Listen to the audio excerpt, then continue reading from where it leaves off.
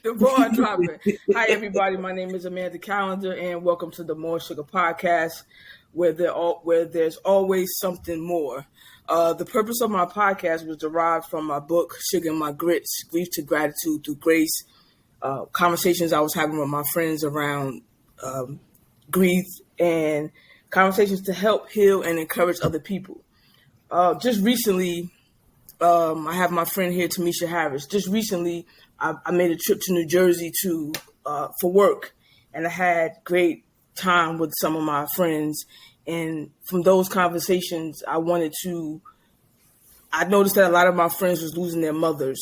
And I knew also a lot of friends whose mothers had already passed on. And so I wanted to kind of do something to encourage everyone along the way, because sometimes all we have is each other. And so the reason why I picked Tamisha, I'm going to let her, I'm going to say why I picked her, and then I'm going to let her introduce herself and tell us about her mom and when did she pass away and how.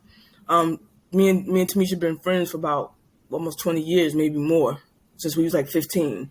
And her mother's death was one of the first mothers that I've known to pass away. And so when the idea for this podcast came to mind, she immediately came to mind. And I'm just thankful that she decided to do it.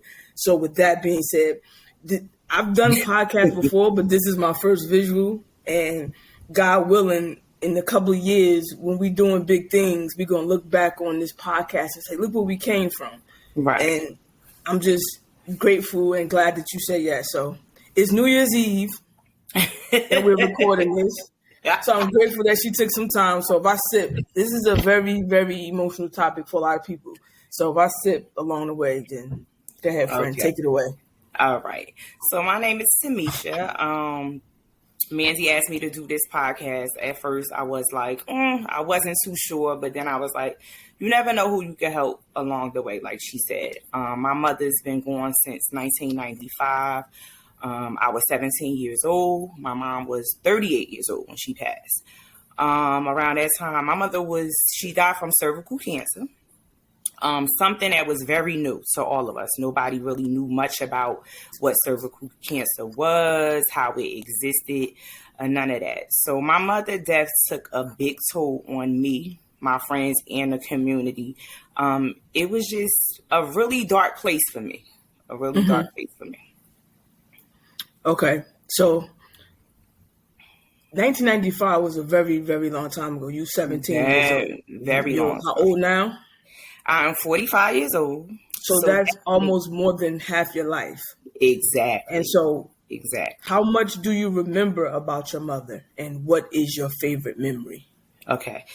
I remember a lot about my mother. So growing up, I grew up in a household with a mother and father. So we were very family orientated. We grew up in a religious household. My family was Jehovah's Witnesses. So I remember a lot about my mother. My mother taught me a lot. I know one thing that I did, watch my mother growing up, very clean, never went outside without getting dressed, some of the things that I do now. She instilled a lot of morals in me. A lot of morals in me. I remember, it's just like my mother been out of my life so long, but I try to live my life still trying to think of her and make her happy. Like, what would she say if she was here? The struggle that I had being 17 years old, it was like, that's the time when I needed my mother the most. My mother's death, it was very, very hard because she was the one who kept our family together. So once my mother died, like most of my family drifted apart. To the point, her and my dad was married for like 21 years at the time, and she took her last breath in his arms. My father actually left us after my mother died. Like, he literally stopped coming around, stopped coming home, and my father was like the head of the household. He was there. So it was like... dealing with his own grief, obviously. He dealing with his own grief. And it was like, he was a human form, but he died with her. So he was just existing. He didn't like a love story. Right. That was all he had. That was all he knew. And it was hard for me because I had to figure it out. Me and my brother had to figure it out. I really didn't know the answers. I didn't understand what death was at the time. Like, I just knew, I watched my mother suffer a lot. Mm-hmm. And she used to say, I'm going to be okay. Don't cry. I'm good. But you really don't understand what okay is. Back in that time, when people say they're going to be okay, basically they knew that they were going to go and they had peace with their higher power. But me, as a 17-year-old, you're not thinking that. You just know, okay, my mom's going to be okay. She's going to get better. And if I had known that that's what she had meant, I probably would have asked more questions. I probably would have. I spent as much time with her as I could, because she died at home with hospice. Mm-hmm. But I definitely would have had a lot more questions. Are you afraid that you'll forget her one day? Because, like, in this age of social media, right now we take a lot of pictures. Everything is these iPhones and splattered on social media, and I realized that my grandmother's birthday had just passed, and I realized, like, she died so long ago. I find myself posting the same picture over and over and over again because that's all I have, and I don't remember her voice. It's just little things that she said. So my fear is always that. So that was a question that I wanted to ask you. Like, one day, are you afraid that you're going to wake up and it's like... Well, I can't do that because I'm a splitting image of her. So when I look at myself, I see my mother. Okay. Anybody that knows me know I look exactly like my mother. Even with my dad being in a nursing facility, me going to see him with slight dementia he has. Some days when I walk in, he calls me my mother, and some days I'm his daughter. So I don't think that's something that I could forget. I'm very grateful that I had the upbringing that I had with my parents, because it laid the foundation for me. Even though I went through a really deep depression and struggle after my mother died, it's still certain things. Like I tell people, the way you were raised, sometimes you'll always come back to that. Those things are instilled in you. So I know that I have a lot of my mother ways, because as she was dying, my mother was very into herbs and holistics. So that's one thing I'm into. I watched my mother, like I said, get dressed every day. She would put on makeup. She would, she always said, you go out the house and you got to look presentable. It was just the foundation we had. I would have never thought that I was to experience my life without my mother. So you can say to everybody that you date, you're welcome. Like, it was like, you're welcome. What you mean? Because you put effort into... Because that's how what you seen your mother do. You put effort.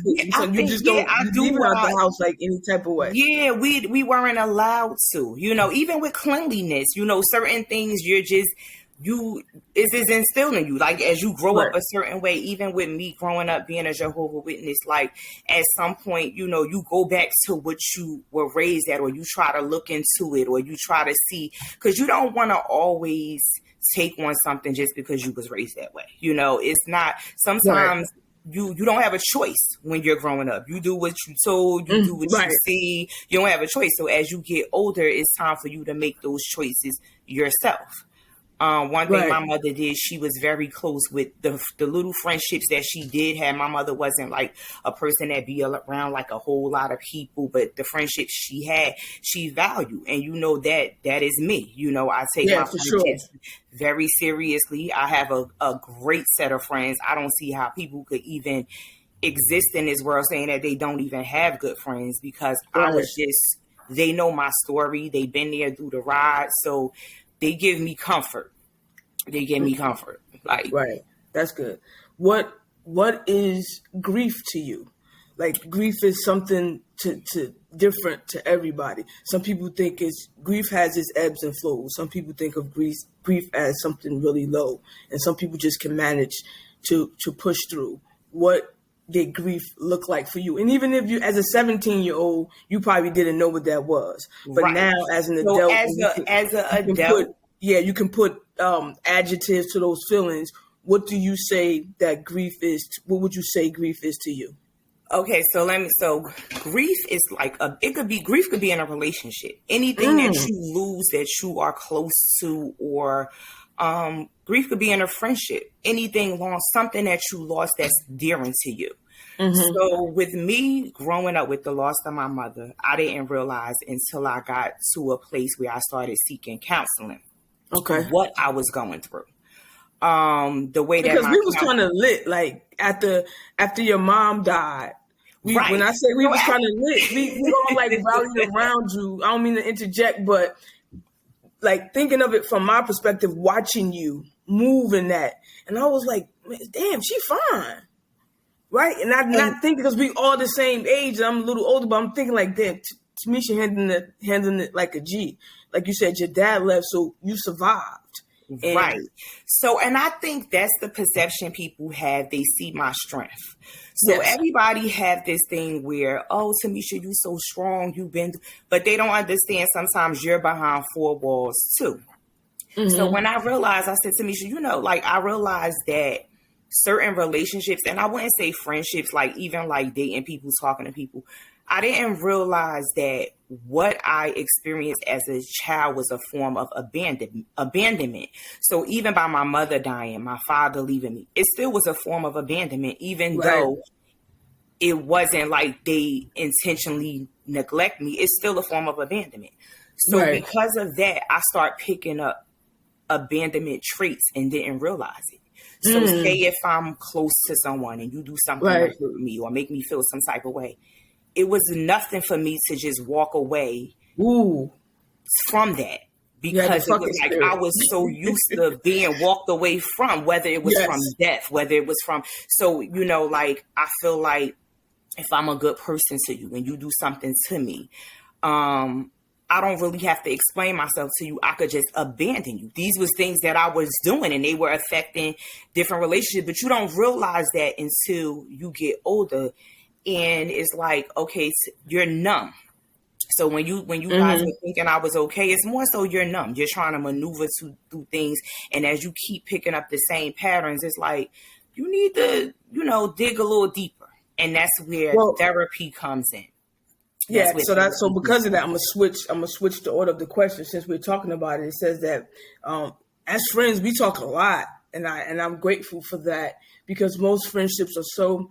I'm all sobbing and shit. Most friendships are so superficial, but it's times me and you talk on the phone for hours at a time, like so randomly.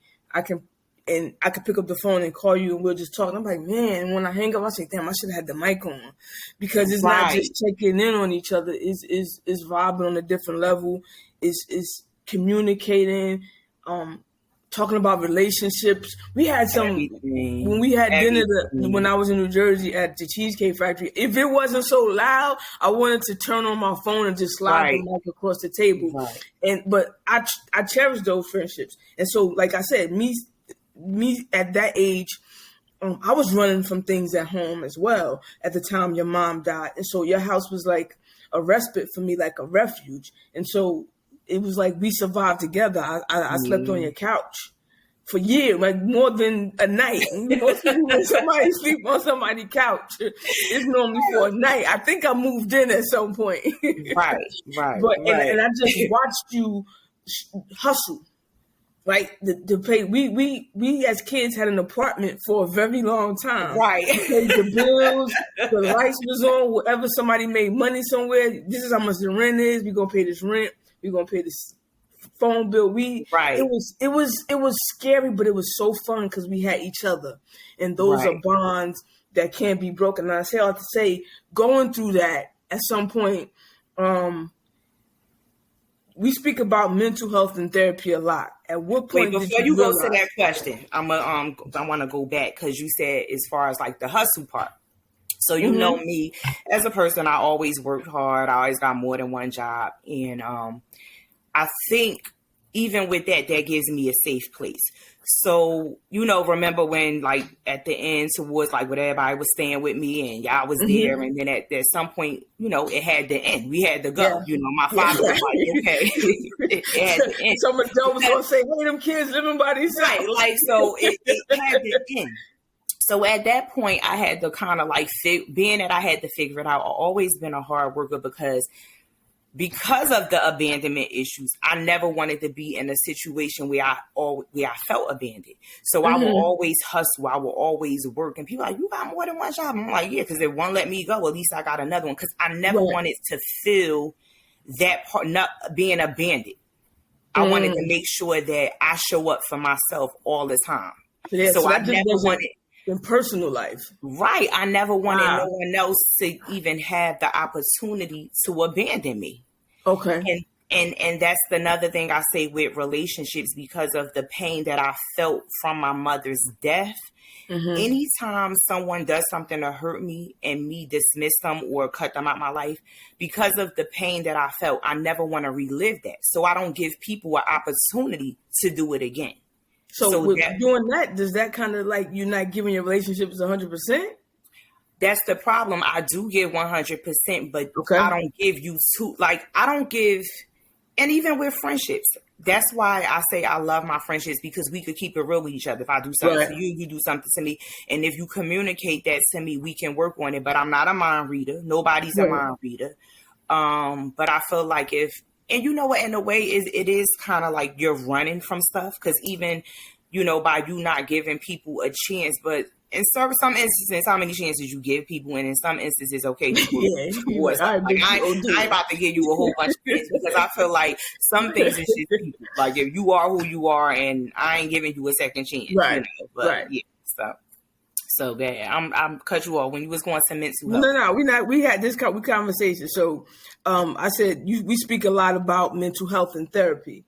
At what point did you realize I can't do this on my own anymore? I need some type of therapy, because that's a taboo. Now, therapy is taboo not only in the Black community but in religious communities, because some religions are like, oh my God, just pray, it'll go away. The depression. Well, I couldn't do it because I grew up. I prayed a lot, even when I went through my deep dark side. I prayed a lot, and I think God gives you free will to make the right choices. So he's the one he's there for you. He protects you, but you got to do some work yourself. Right. At the end of the day, nobody's coming to save you. You have to figure it out. Like it is what it is. Nobody's coming to save you. So if you choose to stay in that dark place, that's kind of like a choice. So I felt like I needed to dig deeper to understand, because I have a son. I have close friends. I have people I love, and I don't want to bring my damaged traits on to other people and hurt those relationships. So you definitely have to, dig deeper and I'll tell anybody with therapy, I may have went to do maybe like 3 or 4 therapists. Sometimes it may not even be the first therapist that you go through that you feel comfortable with. You have to do the work and find where you're comfortable at and what's working for you. Right. I think we lost your internet. Really? Let me see. Yeah. Where I'm at. You working through? I'm here. So what we missed? Okay. Nothing. We still on. I just can't see you. Can you see me? I can see you. Okay. That's all that matters. As long as you can hear me, that's good. So. Yep. That's good. That's all that matters. Yeah. So, you said something. Oh, there you go. You said something about coming out of a dark place is a choice.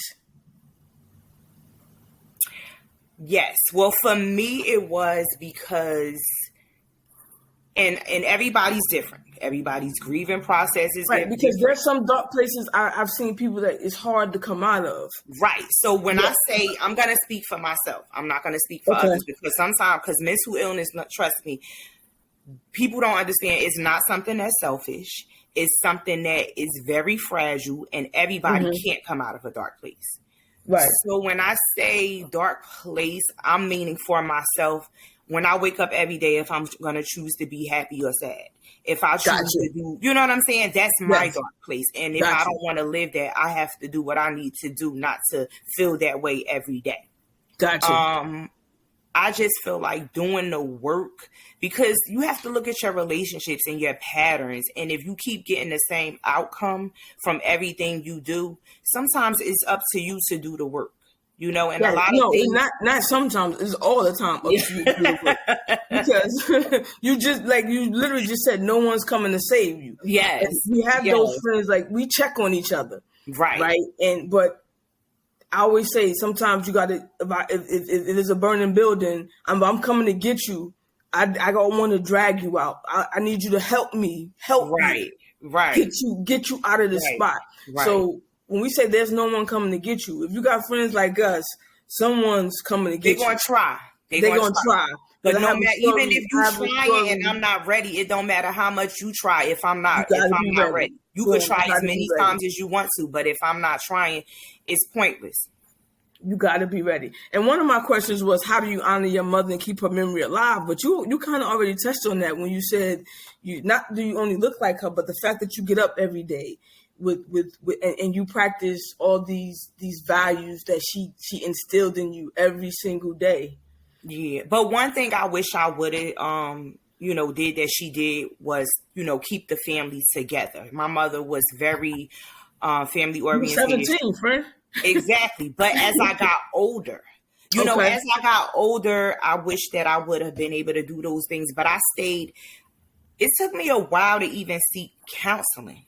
Okay. So the thing is, I couldn't really show up for those people in my life that, like my family members, because I couldn't show up for myself. I wasn't even showing up for me. It took me a while to show up for me, no matter how much I maneuvered through life, no matter how much it may have looked. I had to figure out a way to show up for me. So a lot of relationships I may not have because of that, because I didn't have the overflow or even know what to do to be there for people. But again, that goes back to good friendships, because if somebody know you got it. Sometimes friendships are so selfish. People don't understand, like, well, maybe she's going through a bad time right now. Let me give her some grace. And I have a habit. And it took me a point to where I needed grace to be able to extend grace.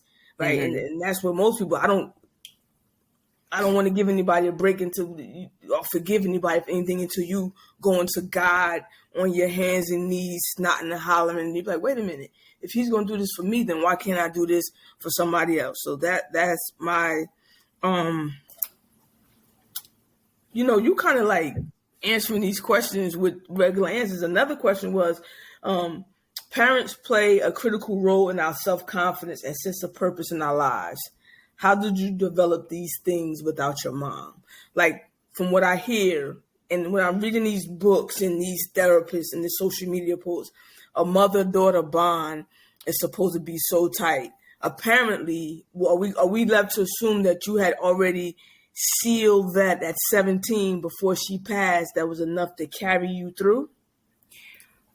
It had to be. It had to be, because I did it. I mean, even though there's other people come in your life, they may be close to you, they're still not your mother. Mm-hmm. And I think what saved me in my life the most was my son, because being in that dark place, it was like you feel like you really don't have much to live for because of your struggle, your abandonment and everything. So my son had saved me from a lot of things that I may have felt or that I was going through, because it was genuine love. So how old was you when you had him? I had him when I was 19, which was 2 years after my mom died. Oh, so he came at a pretty good time. Oh, he came at a perfect time. Perfect time, right? 2 years in. Even though I know that if my mother was here because of me being raised, I probably wouldn't have had him, because being raised a certain way, you don't have kids out of wedlock, certain things like that. Right. But he probably wouldn't have been. Saved your life. Yeah, he basically saved my life. And because even when I was in a dark place and I started going to therapy when I had my son, it was like, because of what I felt living without a mother, I never wanted him to experience that if I had control of it. So if something accidentally happens to me, he can't control. But as long as I could exist and keep doing what I need to do for him, I'm going to show up for my son so he doesn't have to experience that. That's exactly what made me want to be a better mother each and every single day. Right. Okay. So social media, it plays a huge part in our life and culture. Everybody knows this. Does social media play a role in how you grieve? Now, the reason why I asked you this question was because my mother's been my mother passed away in 1999, which wasn't too long after your mom. Mm-hmm. And I was watching the Meghan and Harry documentary, and I'm watching Princess Diana's funeral, and I'm just boohoo crying. And I realized I wasn't boohoo crying for Princess Diana. I was boohoo crying because my mother was dead. Right. Right. And so the social media, things you see on social media, or things like, we got to be careful the energies we take in. Does Right. that affect, play a role in the ebbs and flows of your grief? Well, I try to monitor who I follow, what I see, because people will drain you. Social media will drain you. A lot of times, like even when my mom died, I didn't have like pictures up of her. I didn't have, because that was something that took me to a dark place. So a lot of times on social media, if I know like someone that has someone that's dear to them that passed, and I see that they post a lot, that's their grieving. Right. But attention seeking. Yeah, that too. But it's like at some point I feel like it can drain you. So sometimes you're like, let me take a break from this, because like I said, everybody grieves different. Like I'm the type that if I know something is going to make me sad, like I hear people say, oh, I'm going to go to the cemetery to see my mother. And then they come back, they boohoo, they crying. I'm not saying don't go see your mother. Or if they sitting there looking through pictures. If I feel like if something is going to put you in a place of sadness, then you should try to find a different way to cope. Because there are healthy coping ways that you could cope versus just, going through pictures, going to a cemetery. You have to get do that hump of the grief. You have to go do the work and be okay, because you're not okay if you still go there with the same experience that you had in the beginning. Like you have to grow to be able to go there and say, I'm okay, because a lot it's of like times, getting through a Mary J. Blige song and not crying. Yeah, that was our jam. We went through that was our jam. But if we can get through the My Life album with no tears, you are healing. You're on the road to healing. Yeah. So now I could listen to certain songs and certain things, but I went through so much, and I don't choose to be in that place anymore. Like I choose love, I choose happiness. Choices. Yes. Yeah, like when I wake up and sometimes I may not have a good day, I'll be like, you got 5 minutes to get it together, girl. Like the world don't stop. 5 minutes. Yeah, like the world don't stop because of you.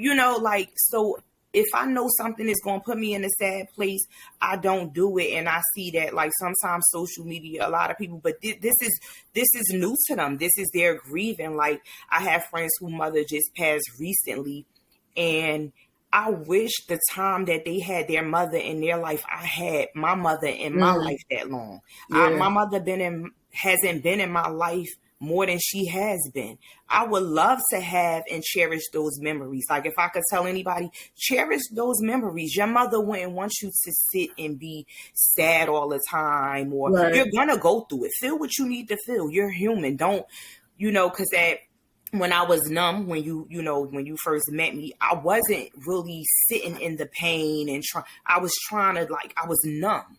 But you have to feel. You have to find a way. If you want to feel it, feel it. You have to get through it, but don't sit there too long, because I don't think any one mother would want them to be really, sad and miserable.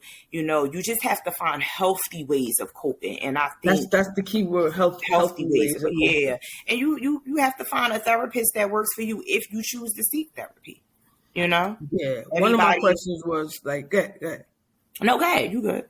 I said one of my questions was, every family member grieves differently, and did the death of your mom strain relationships of family members? But clearly it did. Oh, me, my brother, my father, my family. Yeah, I was about to say, you was pretty, you was strong with it, which was good. It made it for a good conversation and not so much a question and answer session. Yeah, my brother's still grieving to this day because he never sought help. He never, he still live in the past. When we talk, it's always about my mother.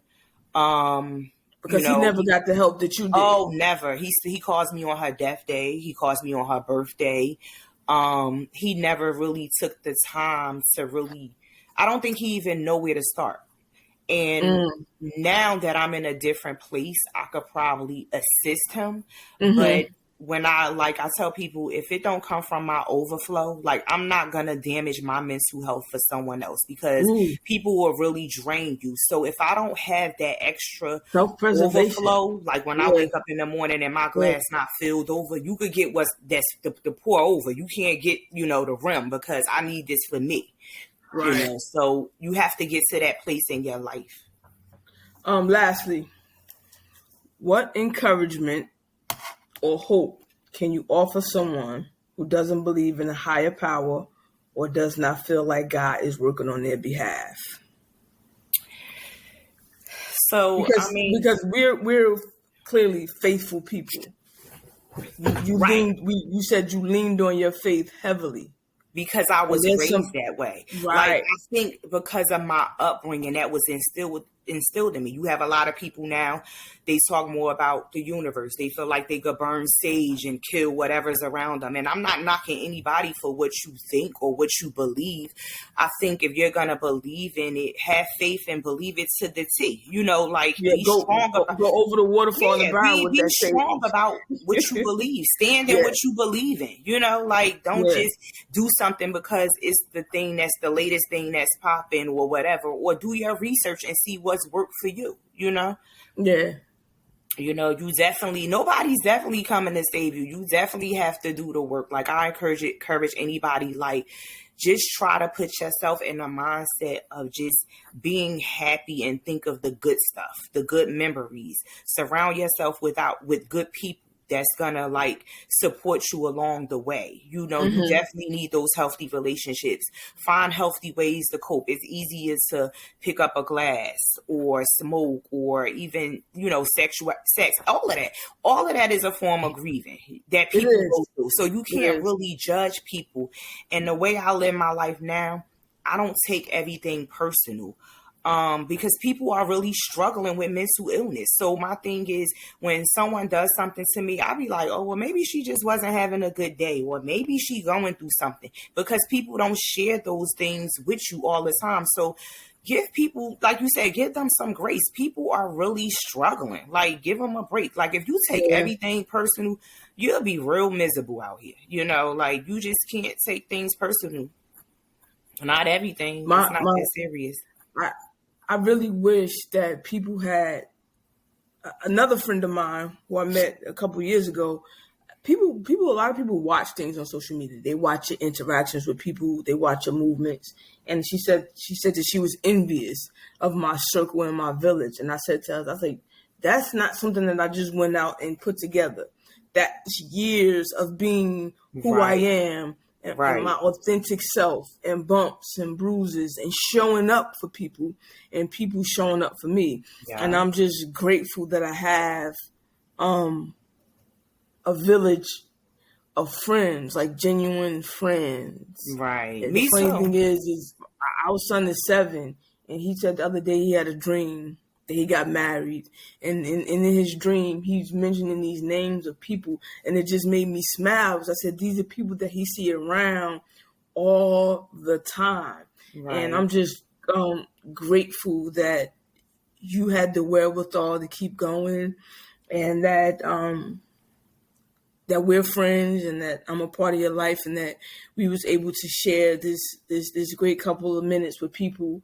And I hope that this conversation touches somebody, to help them, to heal them, and then encourage them to go on. Because losing a mother is hard, man. It is. I blocked it out, and I didn't want to deal with it 2 years later. So I ended up with compounded grief. So compounded grief is grief, type of grief on top of grief, and then you realize one day that you just explode. And so another friend of ours is in our circle. She's coming up on the Soul Sessions. Not next, but next after next. Right. And I can't wait to have that conversation with her, because she's like the little sister. Right. And it's new. It's new to her. And my heart broke for her. Like, when you love somebody, you don't want definitely. That's my little sister. Like, that was my mother, other child. Yeah. And she never missed a beat. For her. Yeah, she was, that's my little sister. And the thing is, when it's new, it's kind of hard, you know, when it's new, especially when you still trying to get through with your family. You got like, she's trying to show up for everybody, but when do you take a break for yourself and show up for yourself? Sometimes you have to take a break from everyone just so you can show up for yourself, you know?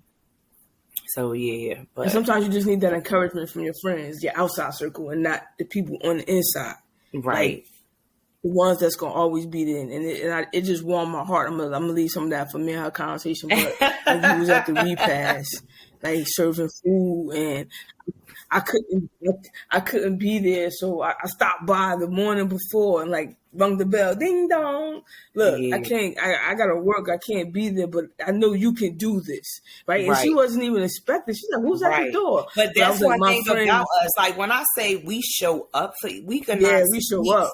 We show up for each other. Like, we don't care what it is. And like, I'm at, like, even with me in my life, if you call me for something, I'm not questioning you why you need me. Just tell me what you need me for. Because all of that ain't even important. I'm here. You need me, I'm there. You know? So that's, I would say, good.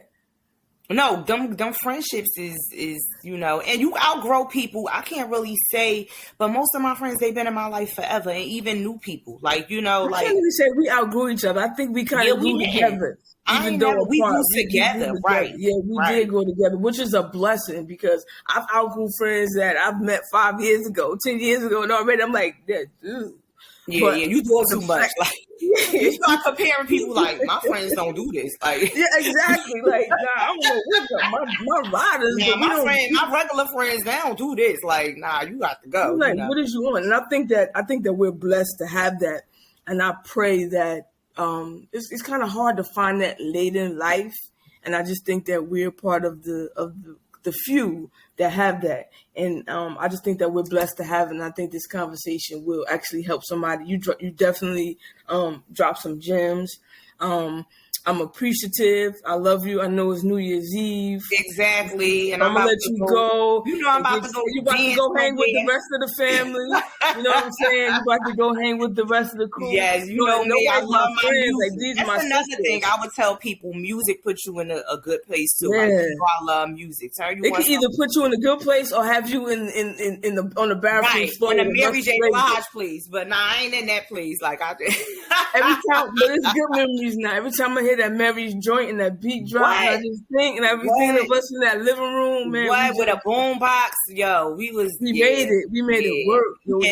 Eating chicken wings and rice and gravy from the Chinese store. Like, we used to have to share platters. Like, you know, like, yo, it was serious. It was serious. Yeah, like. We got friendship. So thank you, friend. You welcome. I love friend. you. I love you. I love you. Keep your mom memory alive. You know, Miss Harris, she was an amazing. I remember y'all first moved into the towns. I was like, oh we got a new family in the I never felt so well. Like, we moved from another neighborhood. They was outside on the bench, everybody waiting for us to pull up, welcoming us. I'm like, yo, this is crazy, you know. But yeah, and that green thing, we said right on that green thing forever, all night long. It was good times. It was good times. So I want to say, if I don't talk to you before the ball drop, Happy New Year, and thank you for gracing the More Sugar podcast with your presence. And you know, I'm gonna call on you again for something else. It's gonna be something else. I'm here. As long as I got the breath in me, you know I'm here. So. We about to be lit with this. So again, thank you. All right. Love you, friend. And Happy New Year. You too. Happy New Year. Bye-bye.